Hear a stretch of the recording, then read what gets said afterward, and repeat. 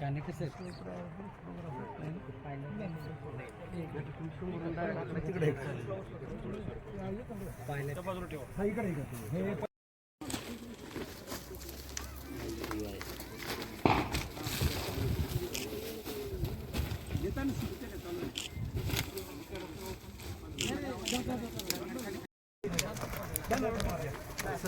थोडं थांबा चेतन हे दोन चेतन पलीकडे घे याला घ्या पलीकडे कोपऱ्यात दोन घ्या तसं मी सांगतो तुम्हाला दोन फक्त ठेवा पलीकडे चेतन ते खोला झाकून ग्लास वगैरे आहे का काही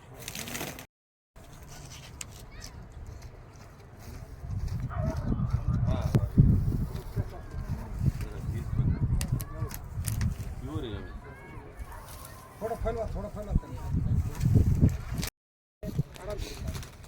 त्याच्या साईड झाली का फोटोशूट झाले तुमचे हो चेतन इकडे होऊन जा तुम्ही लांब थांब रे सुरू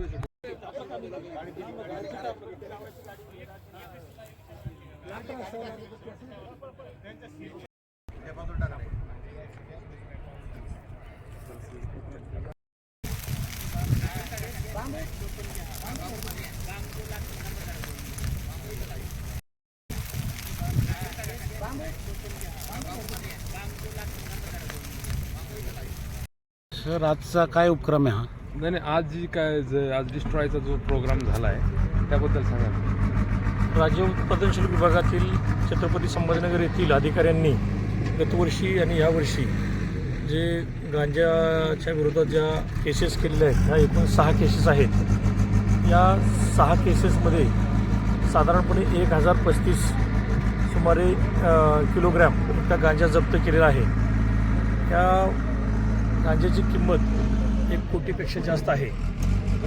ड्रग डिस्पोजल कमिटी जी आहे त्या कमिटीच्या माध्यमातून माननीय न्यायालयाची परवानगी घेऊन व व्यवस्थितपणे जी काय प्रक्रिया अवलंबन आवश्यक आहे ती सर्व राबवून आम्ही तहसीलदार असतील, पोल्युशन कंट्रोलचे अधिकारी आहेत, फायर ब्रिगेडचे अधिकारी आहेत, पोलीस विभागातले अधिकारी आहेत, राज्य उत्पादन शुल्क विभागातील अधिकारी आहेत. या सर्व अधिकाऱ्यांच्या उपस्थितीमध्ये गांजाची जे वजन घेतलं रितसर आणि त्यानंतर तो ज्वलनशील असल्यामुळं त्याला एका खड्ड्यामध्ये टाकण्यात येऊन पंचासमक्ष फोटोग्राफी वगैरे सर्व केलेली आहे, व्हिडिओ शूटिंग केलेलं आहे आणि सर्व गांजा जाळलेला आहे आणि पूर्ण ती प्रक्रिया संपल्यानंतर JCBच्या माध्यमातून तो खड्डा पूर्णपणे मातीनं बंद करून घेतलेला आहे.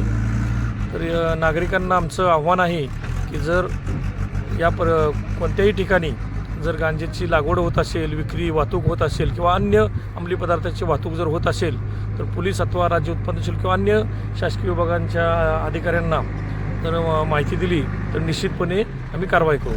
आणि अंमली पदार्थापासून जी तरुण पिढी जी आहे त्या मुक्त करण्यासाठी सर्व नागरिकांनी सहकार्य करावं ही अशी विनंती करतो. हा जो गांजा आहे हा साधारण किती केसमधला आहे आणि कालावधीतला कितीचा आहे? हा गांजा जो आहे तो 6 गुन्ह्यामधील आहे आणि गतवर्षी आणि यावर्षीतला आहे. सिल्लोड आणि फुलंब्री तालुक्यामध्ये हा जप्त केला गेलेला होता. नाव आणि पद सर ते आपण घेऊन